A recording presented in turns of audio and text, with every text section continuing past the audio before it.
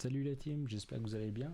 Ce soir, on fait une vidéo d'une stratégie ultra simple à mettre en place pour tous les traders qui sont un peu perdus, qui ne savent pas quoi faire sur le marché, qui ont essayé tous les concepts ICT, qui n'arrivent pas à en tirer en fait une stratégie claire de tous ces concepts.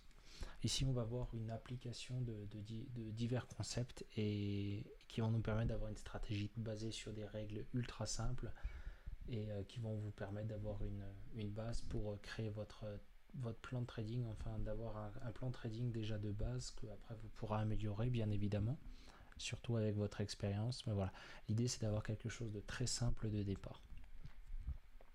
On va commencer à 9h30. À 9h30, on va dessiner le haut et le bas de notre première bougie 5 minutes à l'ouverture des marchés américains. Donc la première bougie de 5 minutes, on note le haut et le bas. À partir de là, on va descendre en 1 minute. Et l'idée, c'est quoi? C'est d'attendre qu'on casse ce niveau, soit à la hausse, soit à la baisse. Et donc, c'est ce qu'on a ici. On a une cassure franche et on voit que cette cassure a généré un FVG. Donc ce FVG nous intéresse énormément. Pourquoi? Parce que les FVG qui vont chercher une liquidité, donc ce qui s'est passé là, ont deux possibilités. Soit ils vont nous propulser le prix à la baisse, soit vont être inversés pour partir à la hausse.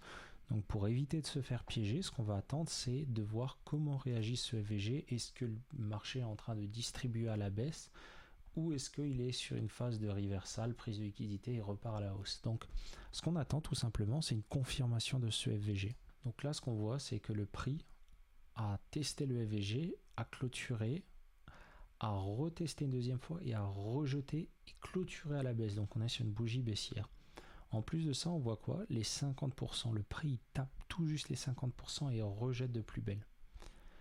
Nous, ce qu'on va attendre, c'est la clôture du prix en dessous de cette bougie. Donc ces bougies haussières, les bougies vertes, c'est en réalité notre futur order block.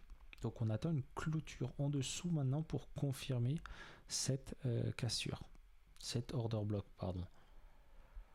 À ce moment-là, on a notre clôture en dessous. Donc notre entrée, elle se situe au retest de l'order block. Notre stop loss, on le met juste au-dessus.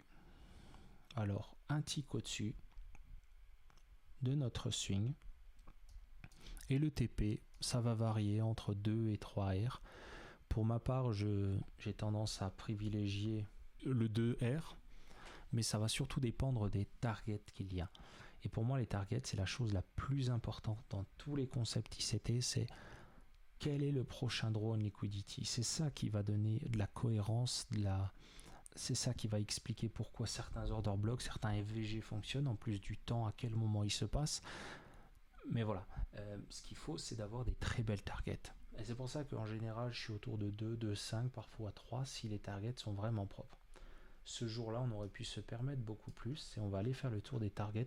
Donc les targets, c'est quoi? C'est le haut et le bas de session et des sessions précédentes. On n'est pas en train de parler de 30 jours en arrière parce que sinon on arrivera toujours à justifier un prochain draw on liquidity, enfin des prochaines targets et tout. Mais ce qu'il faut, c'est des targets proches que le prix se réfère. Et là, on peut voir qu'on avait le bas de Londres. Donc la session de Londres, le bas. Et on voit que ça faisait des relatives equal low, donc une très belle target. Et ce qu'on peut voir, c'est que la veille, on avait exactement la même chose, des relatives equal low. Le prix, si on regarde qu'est-ce que le prix a fait, le prix a tapé dans l'order block, a rejeté. À partir de ce moment-là, on a de nouveau une cassure, on pourrait réduire notre stop loss juste ici, donc un tick au-dessus, de la même manière, on a une clôture en dessous, le prix devrait respecter cela. En plus de ça, notre liquidité n'a pas encore été prise. Et là, on voit quoi? Le prix accélère. À ce moment-là, pour moi, le stop loss, on est en sécurité. Pourquoi? Parce qu'on a pris une liquidité importante, donc nos relatives equal low, le bas de la session de Londres. Et ça aurait été mon TP1 dans ce cas-là, et mon TP2 aurait été le bas de la session de la journée précédente. Et on voit que le prix après il fait quoi? Il a continué pendant la session à les atteindre jusqu'à 10h20. Le prix est allé en ligne droite. Et vous voyez, c'est ça la différence entre être aligné avec le marché et trader à contre-tendance. Voilà, donc c'est un exemple très simple de comment trader les concepts ICT, comment débuter les concepts ICT. Ce n'est pas un setup qui se met en place tous les jours, loin de là. C'est un setup, si vous regardez le Nasdaq, le Dow Jones et le SP500, du fait que c'est une stratégie très simple, il n'y a pas 36 choses à regarder. Vous avez votre graphique en 5 minutes, vous notez le bas et le haut de votre première bougie de 5 minutes. Après, vous passez sur vos 3 graphiques, vous mettez 3 graphiques côte à côte et vous regardez en 1 minute qu'est-ce qui se passe. Voilà, donc j'espère que c'est clair pour vous, que ce sera utile. N'hésitez pas à me poser des questions dans les commentaires, me liker si vous avez aimé, ce serait cool.